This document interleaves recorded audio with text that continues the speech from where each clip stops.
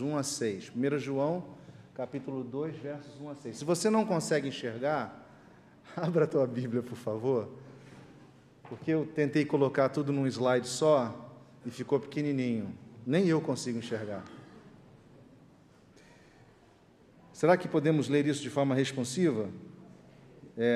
Eu lerei os ímpares, os irmãos, os pares, e o verso 6 leremos juntos. Diz assim a palavra do Senhor: Filhinhos meus, estas coisas vos escrevo para que não pequeis. Se todavia alguém pecar, temos advogado junto ao Pai, Jesus Cristo, o justo. E ele é a propiciação pelos nossos pecados, e não somente pelos nossos próprios, mas ainda pelos do mundo inteiro. Ora, sabemos que o temos conhecido por isto, se guardamos os seus mandamentos. Aquele que diz, eu conheço, e não guarda os seus mandamentos, é mentiroso, e nele não está a verdade. Aquele, entretanto, que guarda a sua palavra, nele verdadeiramente tem sido aperfeiçoado o amor de Deus. Nisto sabemos que estamos nele. Aquele que diz que permanece nele, esse deve também andar assim como ele andou. Irmãos, trago aqui o exemplo da vida de uma pessoa que foi muito importante para a arte. E eu queria perguntar aqui se vocês conhecem essas pinturas. Quem conhece, levanta a mão. Eita, que bom, que bom. Alguém sabe o nome? Van Gogh. Como é o nome da pintura azul? Noite Estrelada. E como é o nome da pintura amarela? Girassóis. Irmãos, Van Gogh foi uma dessas pessoas que, na verdade, viveram um momento chamado pós-impressionismo. E ele era um camarada que pintou vários autorretratos dele, né? Ele viveu de 1853 a 1890. E ele foi realmente uma pessoa muito importante, considerado como o pai da arte moderna, né? Quando a gente busca conhecer um pouquinho melhor sobre a vida de Van Gogh, a gente encontra algumas coisas curiosas. A primeira delas é a seguinte: a produção de arte dele aconteceu nos 2 últimos anos de vida. Van Gogh morreu aos 37 anos, supostamente suicidou-se. E entre os 35, 36 e 37, ele produziu mais de 3.000 obras de arte. Dentre elas, né, mais de um terço são pinturas em óleo, né? Van Gogh foi uma pessoa impressionante. Recentemente, foi lançado um filme no início do ano, chamado Loving Van Gogh, né, que é um filme sobre a vida dele, na verdade, sobre todo esse mistério acerca do suicídio, né, porque, de fato, não há uma comprovação total sobre isso, e um filme muito bem feito, recomendo assistir, muito interessante. Mas o que a maioria de nós não sabe, se não pesquisar, é que ele foi considerado um camarada louco e fracassado, né? Van Gogh, ele era filho de um pastor calvinista da igreja reformada da Holanda, e ele teve uma vida, uma adolescência, uma juventude muito difícil, foi muito reprimido. O pai dele, pastor, era muito repressor, a sua mãe também. Então, ele era uma pessoa extremamente fechada, uma pessoa extremamente introspectiva, com muita dificuldade. Ele, numa certa fase da vida, resolveu trabalhar como vendedor de obras de arte, mudou-se para Londres, para a Inglaterra, e aí ele ficou deprimido, resolveu voltar para a sua terra natal, e largou a vida de comerciante e tentou ir para o seminário de Amsterdã para ser pastor. Nesse seminário, ele teve dificuldades, não passou em várias matérias, deixou de lado o seminário, e aí, entre idas e vindas, ele decidiu ir ser missionário na Bélgica. Então, ele, por uma porta aberta através do tio, foi ser missionário na Bélgica, lá trabalhou com os mineiros, né, de exploração de minas na Bélgica, e também não deu muito certo. Ele ficou muito revoltado com a situação que os mineiros viviam, a situação insalubre, e ele começou a rejeitar tudo que a igreja dava a ele, porque ele dizia que não podia ter aquilo que as suas ovelhas não tinham, e houve conflitos, enfim, ele deixou o ministério e assim foi expulso daquela missão. Continuou sua busca, né? E, pelo que parece, ele nunca se encontrou realmente. Sua vida foi realmente uma vida de muitos conflitos.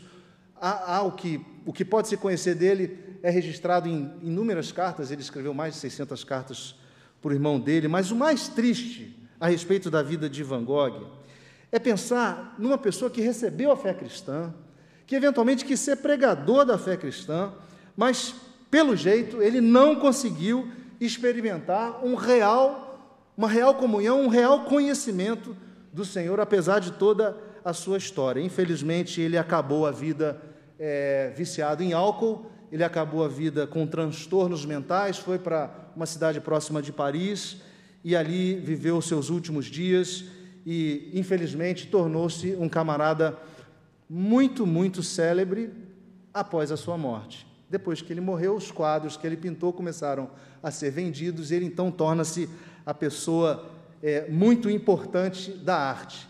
Tem 3 frases do Van Gogh que eu queria colocar para a gente refletir, tem a ver com o que a gente vai falar hoje à noite.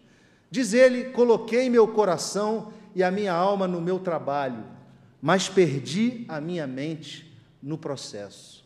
Ele também disse que eu gostaria que eles simplesmente me aceitassem como eu sou. Ele também disse que pode existir um grande fogo em nossos corações e ainda assim ninguém nunca vir se aquecer nele. E aqueles que por nós passam virem apenas uma fumacinha saindo pela chaminé. Quando a gente olha essa história de Van Gogh e a gente vê que a vida está baseada em relações, baseada em relacionamentos, a essência da nossa história é conhecer pessoas. A essência da nossa história é se relacionar. Conhecemos os nossos pais quando nascemos, nossas famílias, nossos tios, e vamos assim crescendo, desenvolvendo e sempre conhecendo pessoas. Eu duvido que você passe muito tempo da sua vida, de um dia, sem conhecer alguém. A vida humana é conhecer pessoas, né? Então, o padrão que nos acompanha o tempo todo é conhecer gente. Não há como conhecer alguém sem que esse alguém se deixe ser conhecido. Vocês concordam? Eu não tenho como conhecer uma pessoa se ela não quiser se abrir para mim, né? Uma outra coisa que é muito verdadeira é que as pessoas que nós cruzamos na vida, as pessoas que nós conhecemos ao longo da nossa história, elas definem muito fortemente o caminho que a gente segue, o caminho que a gente toma, né? E elas influenciam muito as nossas buscas, às vezes as nossas profissões, os nossos sonhos, os nossos objetivos, né? Nós nos espelhamos muito nas pessoas que a gente encontra pelo caminho. Irmãos, o cristianismo não pode fugir desse padrão. Essencialmente, ser cristão é conhecer e se relacionar com a pessoa de Jesus Cristo, segui-lo e viver o seu estilo de vida. E sendo, irmãos, Cristo o centro da história, conhecer a Cristo é o projeto mais importante que alguém pode desenvolver na sua vida relacional. Conhecer a Cristo é muito além do que ser capaz de explicar doutrinas e explicar alguma teologia. Conhecer a Cristo é experimentá-lo na relação íntima. Mas você conhece de fato a Cristo? Muitos respondem assim, quando a gente pergunta: você conhece a Cristo? Teve uma vez que eu perguntei a um cara, ele falou: conheço sim, olha aqui o meu braço. Tinha a tatuagem de um homem com uma coroa de espinhos, né? Ou alguém mostra uma camisa, não, aqui, eu ando sempre com a camisa dele debaixo aqui, eu conheço a Cristo, né? Ou então, tira da carteira um calendário daqueles religiosos que mostra Cristo crucificado. Ou então, muitos, por irem à igreja, serem religiosos, dizem que conhecem a Cristo. Mas, irmãos, a verdade é que só é possível conhecer a Cristo porque Ele se deixou conhecer.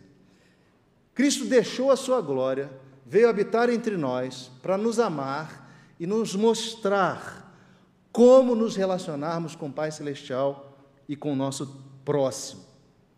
E esse texto que nós lemos revela quem Jesus é e o que Ele fez por nós, né?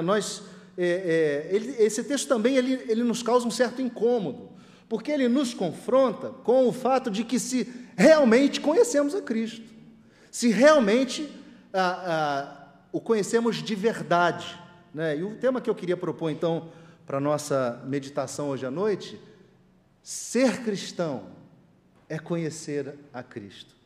Tão simples assim.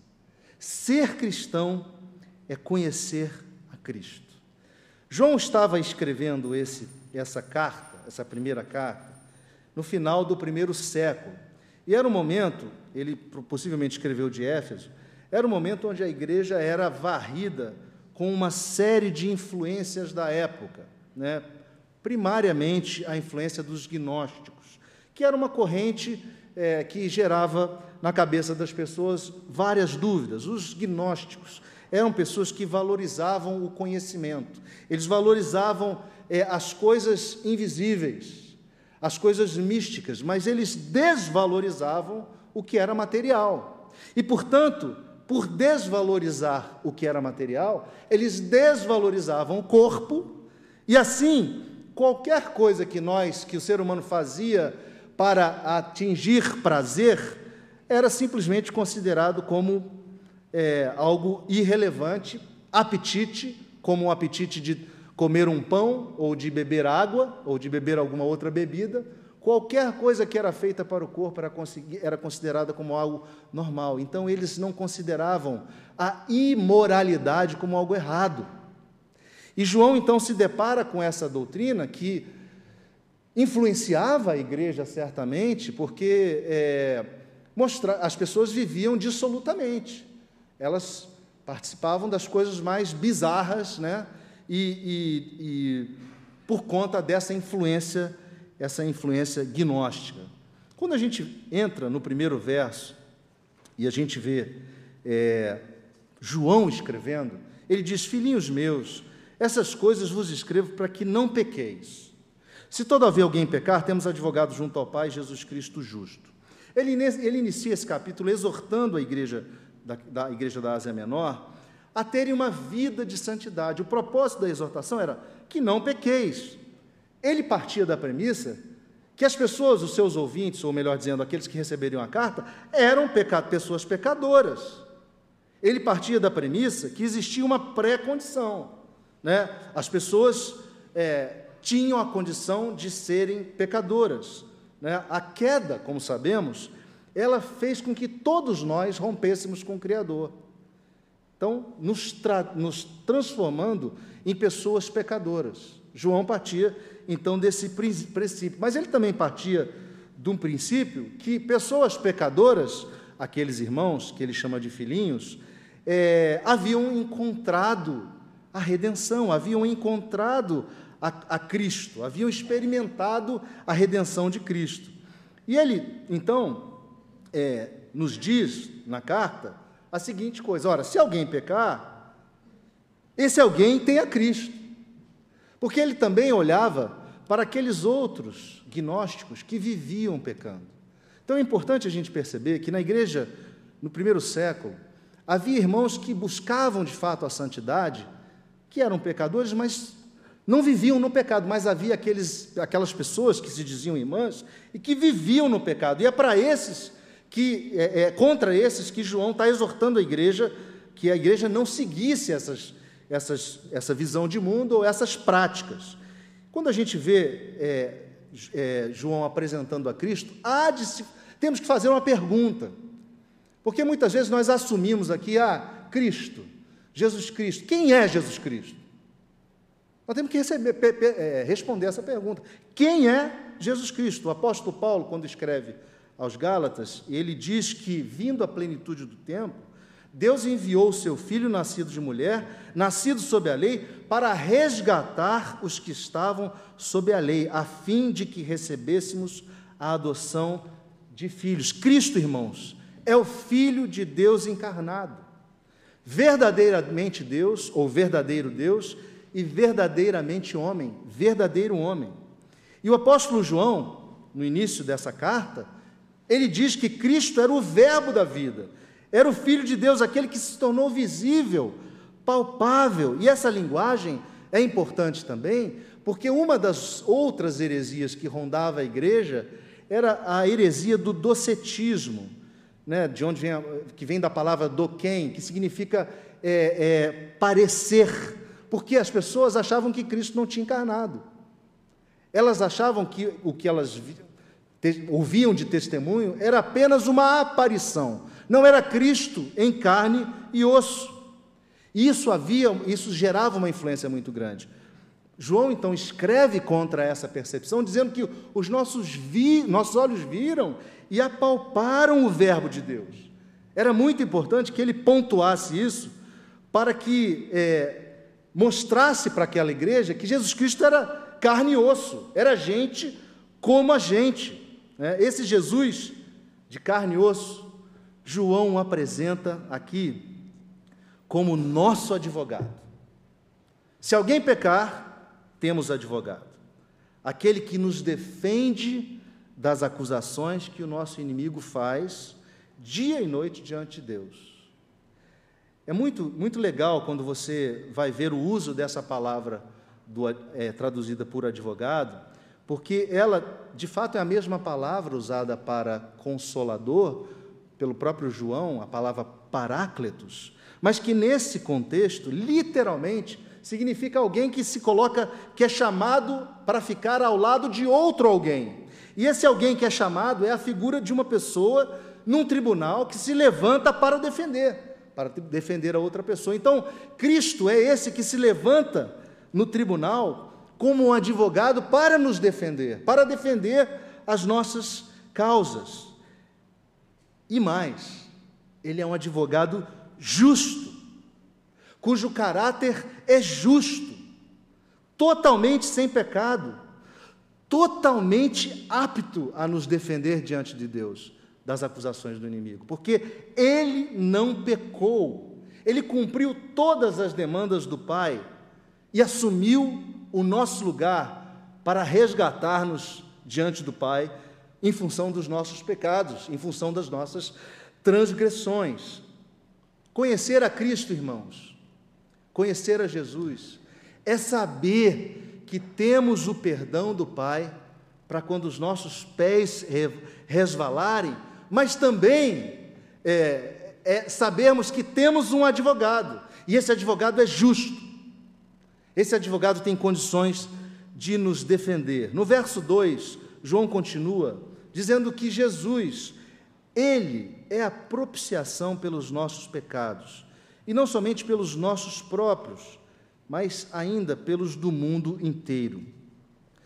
Precisamos dar uma paradinha para falar um pouquinho dessa palavra propiciação, porque ela é uma palavra que não condiz, não está no nosso vocabulário, é uma palavra difícil de entender e que, nesse contexto, ela traz toda uma história do Antigo Testamento. Os irmãos devem lembrar que Moisés nos ensina, no livro de Levítico, que o povo de Israel construiu a arca e sobre a arca construiu uma tampa. Essa tampa, que tinha 2 querubins voltados um para o outro, que era a tampa da arca, essa tampa é o propiciatório. Você encontra essa história em Levíticos 16.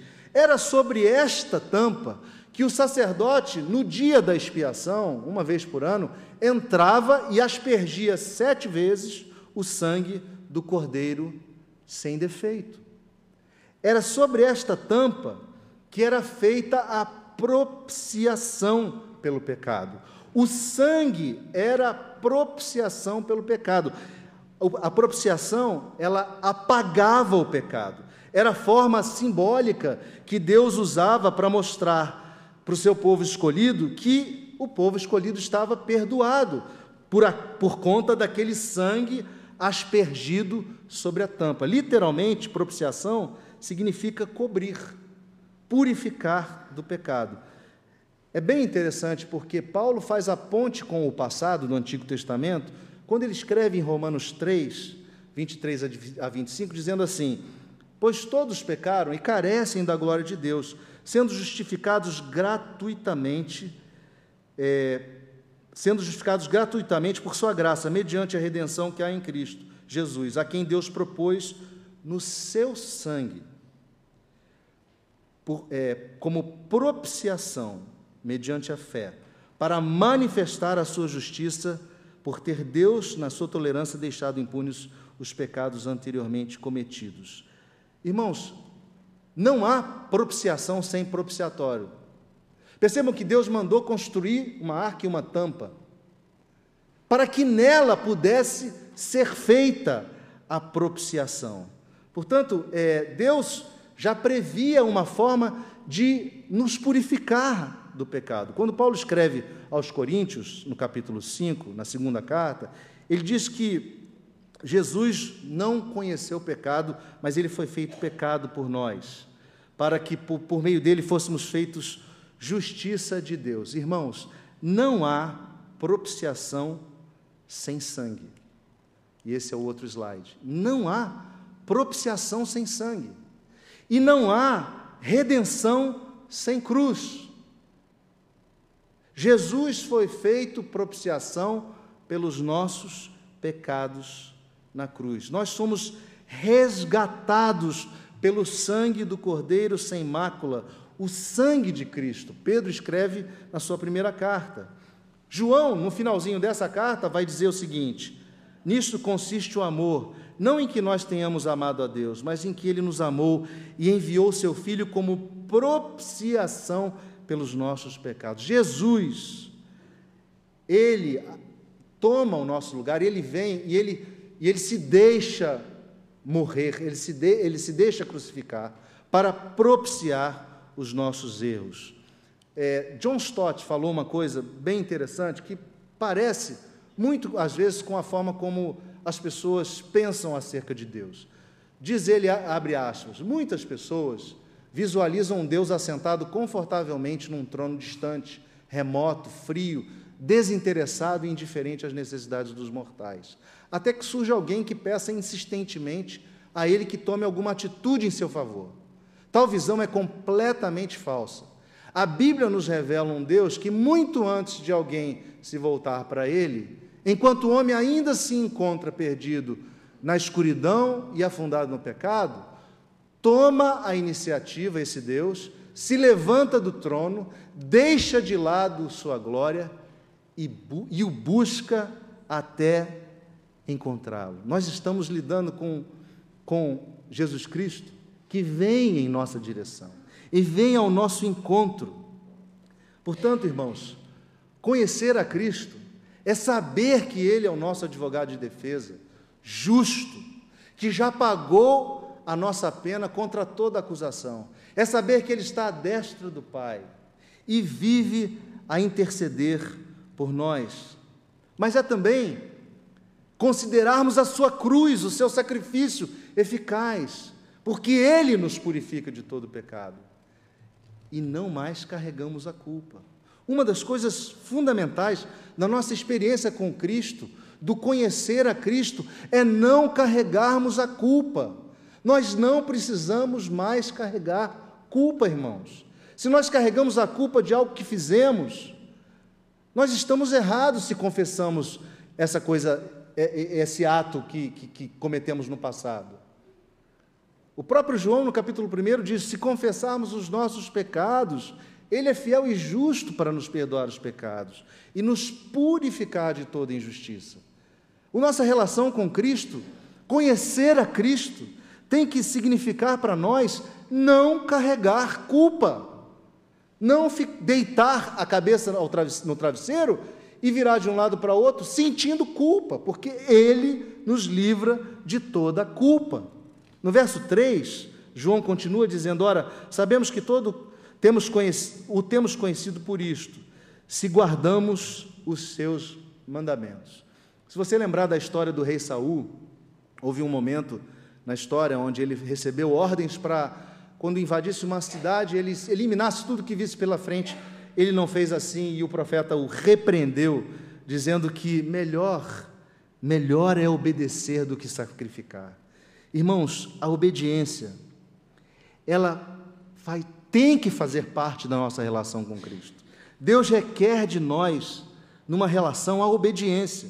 E o texto é muito claro, porque ele diz que conhecer implica em guardar. O salmista diz: eu guardo no meu coração as tuas palavras para não pecar contra ti. É importante a gente lembrar que nesse contexto dos gnósticos que viviam lá naquela igreja importunando, eles diziam conhecer a Deus. Eles diziam conhecer a Deus, mas as suas atitudes não comprovavam, porque eles viviam dissolutamente, viviam uma vida completamente imoral. Então, quando lemos isso, quando lemos João dizendo: ora, sabemos que o temos conhecido por isto, se guardamos os seus mandamentos. Ora, se eu não guardo os mandamentos de Cristo, será que eu o conheço realmente? Será que ele de fato, será que de fato temos uma relação, né? É muito interessante, porque quando a gente pensa nessa questão de conhecer alguém e desenvolvermos os nossos relacionamentos, na medida que o tempo passa, você começa a entender o que a pessoa precisa e o que agrada e o que desagrada a pessoa, né? O convívio em casa, o convívio no relacionamento, permite que cada um de nós experimente tenha um pouco dessa compreensão, né? Melhor exemplo é esse, quando em casa a gente faz coisas que desagradam o outro, porque a gente aprende com o relacionamento, aprende com a relação, o que agrada e o que não agrada, e quantas vezes a gente faz o que desagrada o outro, né? Agora, quando João condiciona o conhecer ao agradar, ele parte de um princípio hebreu por trás da palavra conhecer, que é amar. Conhecer e amar são palavras que andam juntas. Conhecer implica em amar. São palavras que têm uma relação muito forte na própria vida hebraica. Portanto, quando dizemos que conhecemos e não amamos, há alguma coisa errada, há de errado. Porque se eu o conheço, eu o obedeço, né? Nós somos chamados por Cristo a obedecer os seus preceitos, mas só podemos ter a condição de dizer que o conhecemos se nós, de fato, temos um comportamento que condiz com pessoas que encontraram com Cristo. O reverendo Tim Keller, ele, quando fala sobre esse tema do conhecer a Cristo, né, em João, no Evangelho de João, ele diz que há dois tipos de conhecimento: o conhecimento informacional e o conhecimento relacional. Por quê? Porque é possível, de fato, conhecermos acerca de alguém ou acerca de Cristo, mas nunca nos relacionarmos com Ele. As pessoas conhecem a Cristo, estudam sobre Cristo, mas elas nunca se relacionam eventualmente não se relacionam com Ele. Mas, por outro lado, é impossível nós dizermos que nos relacionamos com Cristo sem que o conheçamos. É impossível. Nós precisamos conhecer a Cristo. Conhecer a Cristo é guardar os seus mandamentos e viver as bênçãos que deles advêm. No verso 4, João diz: aquele que diz eu conheço e não guarda os seus mandamentos é mentiroso, e nele não está a verdade. Essa é uma palavra bastante dura, irmãos, porque quantas vezes nós tropeçamos, quantas vezes a gente faz coisas que, se Cristo pudesse falar conosco em voz audível, Ele nos repreenderia, porque Ele já nos repreende no coração. Ele nos repreende, o Espírito de Cristo fala aos nossos corações que as nossas atitudes estão erradas, que a gente cometeu algum erro. Agora, se eu falo que eu o conheço, mas eu não guardo o mandamento dele, João está dizendo que eu sou mentiroso, e em mim não está a verdade.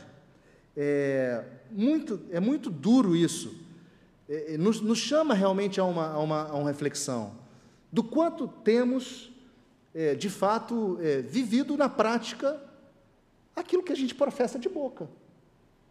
Eu conheço a Cristo, Ele vive na minha alma, vive no meu coração, Mas a minha prática precisa refletir essa relação, senão eu sou mentiroso. Se eu desconsidero os mandamentos e as instruções dele, eu sou mentiroso. Se eu não viver essas condições, eu sou chamado de mentiroso. A gente precisa se preocupar muito, a gente precisa produzir frutos, irmãos. Eu me lembro do texto de Mateus 7, quando Mateus escreve falando dos falsos profetas, que dizem assim: Senhor, em teu nome fizemos isso, expulsamos demônio, fizemos milagres, e Jesus fala assim: eu nunca vos conheci, eu nunca vos conheci. Meus irmãos, precisamos ter um choque de realidade a respeito da nossa atitude diante de Cristo, diante do que a gente professa a respeito dele em nossas vidas. Conhecer a Cristo tem que nos fazer produzir frutos de obediência aos mandamentos de Deus. Conhecer a Jesus é produzir frutos em obediência aos mandamentos de Deus. E por fim, no verso 5 e 6, aquele, entretanto, que guarda a sua palavra, nele verdadeiramente tem sido aperfeiçoado o amor de Deus, nisto sabemos que estamos nele. Aquele que diz que permanece nele, esse deve também andar assim como ele andou. Pensem só como é que funcionam os nossos relacionamentos. Na medida em que nós nos aprofundamos nas nossas amizades, e esse nosso relacionamento ele vai aperfeiçoando. É assim também com o nosso Pai. Quando nós desenvolvemos o relacionamento com Cristo, do conhecimento de Cristo, o amor de Deus em nós vai nos aperfeiçoando. O amor de Deus em nós vai nos fazendo aceitar as diferenças. O amor de Deus em nós vai nos dando uma capacidade de sermos mais tolerantes, de percebermos a limitação daqueles que convivem conosco, vai aumentando a nossa capacidade de sermos menos legalistas, porque muitas vezes nós cobramos no relacionamento de forma muito legalista. O amor de Deus em nós, ele aperfeiçoa os nossos relacionamentos. Conhecer a Cristo, irmãos, é viver a leveza em nossos relacionamentos. Nós estamos num tempo tão difícil, os relacionamentos estão tão embrutecidos, são palavras de raiva, palavras de ódio, de dissensão, trocas no WhatsApp, no Facebook, em tudo que é rede social. O tempo é um tempo de tanta loucura nessa questão das relações, de tanta intolerância, de tanta falta de paciência, que nós precisamos, a partir do nosso relacionamento com Cristo, experimentar a leveza daqueles que têm a Cristo no coração. Nossos relacionamentos precisam ser leves. Na medida em que nós prosseguimos nessa relação com Jesus, os nossos relacionamentos interpessoais precisam, de alguma forma, refletir que estivemos ou estamos com Cristo. Quando nós olhamos esse triste exemplo do Van Gogh, e nós não podemos julgá-lo, irmãos, porque nós não somos Deus, não sabemos as condições difíceis que Van Gogh viveu, mas é muito triste nos darmos conta que ele pode ter passado a vida inteira colocando o coração nas coisas e não conhecendo a Cristo.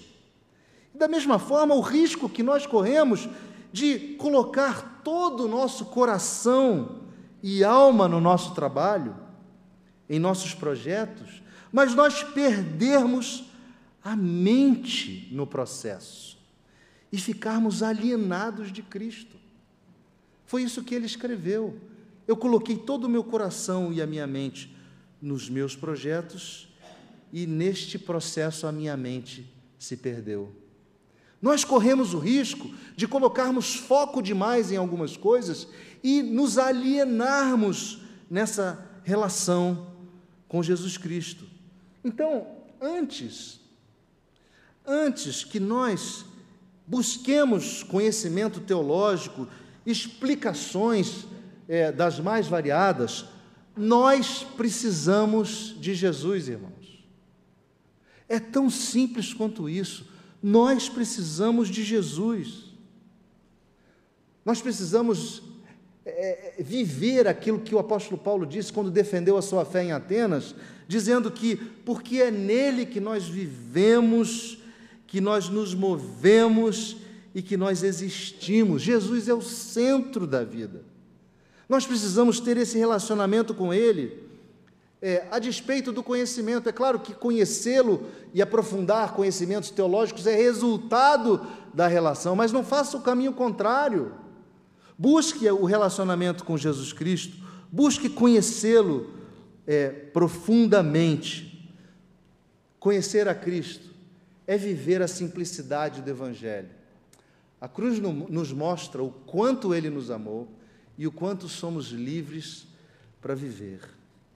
E eu termino aqui com uma história que eu li também algum tempo atrás, que é uma história de uma senhora que foi viúva durante a Segunda Guerra Mundial, e quando depois acabou a guerra, ela passou muita necessidade. Ela viveu durante algumas décadas num apartamento pequenininho e passou muita necessidade, passou fome, necessidade de saúde. Essa senhora, ela não tinha, ela herdou o apartamento dos pais, mas ela não tinha herdeiros, e aí essa senhora, ela veio a falecer. Como ela não tinha herdeiros, o Estado, na hora que foi recolher seus bens, começou a ver o que tinha dentro da casa daquela senhora. E essa senhora tinha na casa dela um quartinho que ela não mexia. Era um quartinho de quinquilharia, que ela não queria mexer, não se sabe a razão exatamente, mas ela não entrava naquele quarto. E quando as pessoas do Estado foram àquela casa e entraram naquele quarto para ver o que havia ali, eles encontraram uma pintura caríssima, que teria dado condições a essa mulher a viver super bem, viver uma vida regalada, uma vida de alimentação saudável, uma vida onde ela poderia pagar pelos médicos, pelos remédios, mas essa mulher, ela viveu definhando do lado de um quarto que tinha a resposta para as suas necessidades.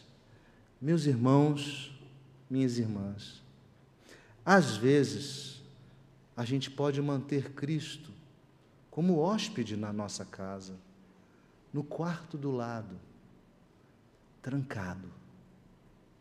E nós morremos de fome existencial do lado de fora, porque nós não queremos entrar nesse quarto e nos relacionarmos com Ele. Nós corremos o risco de morrer de fome existencial, estando do lado do pão da vida. Nós precisamos, irmãos, crescer no conhecimento do Senhor, sendo Ele sempre presente nas nossas vidas, dirigindo sempre os nossos planos, as nossas ações, e também sempre permeando os nossos relacionamentos. Que nós possamos, a partir dessa meditação de hoje à noite, ter uma atitude tão simples quanto dizer para nós mesmos: eu quero conhecer mais a Cristo, eu quero conhecer mais a Jesus, eu quero me relacionar com Ele e experimentar das bênçãos de um relacionamento com aquele que me criou. Que Deus possa te abençoar, possa nos abençoar e que possamos viver a fé simples como essa, conhecendo a Cristo. Vamos orar? Eu não sei se você está entre nós hoje à noite e você nunca conheceu a Cristo. Eu não vou pedir para você se expor, mas eu queria te fazer esse convite, de você esta noite, falar com Cristo e pedir a Ele: Senhor Jesus Cristo, me dá a conhecer o Senhor um pouco mais, me permita sentar e cear com o Senhor, me permita ouvir a sua voz e aprender de Ti. Faça essa oração aí no seu coração, para que o Espírito Santo venha, visite o seu coração e você passe a conhecer a esse Cristo maravilhoso que é o nosso Senhor. Senhor nosso Deus, muito obrigado, porque sem conhecermos a Ti estávamos perdidos em nossos delitos e pecados, estávamos sem rumo, ó Deus, sem direção, sem paz, cheios de culpa, mas o nosso relacionamento contigo, Senhor, nos traz o alívio, nos traz, ó Deus, a certeza de que estamos nas Tuas mãos seguros, de que podemos seguir contigo e nada nem ninguém nos tirará, nos arrebatará das Tuas mãos. E, Senhor, pode vir o que vier, pode vir a situação que for, nós enfrentaremos porque estaremos com o Senhor há de nos conduzir, há de nos levar adiante e a bom termo ao fim da nossa jornada. Nós queremos Te agradecer pela Tua palavra e Te suplicar que ela possa, Senhor, nos convencer da necessidade que temos de nos aprofundarmos mais no relacionamento contigo. Que o Senhor nos abençoe e nos ajude, pois nós oramos assim, em nome de Jesus. Amém.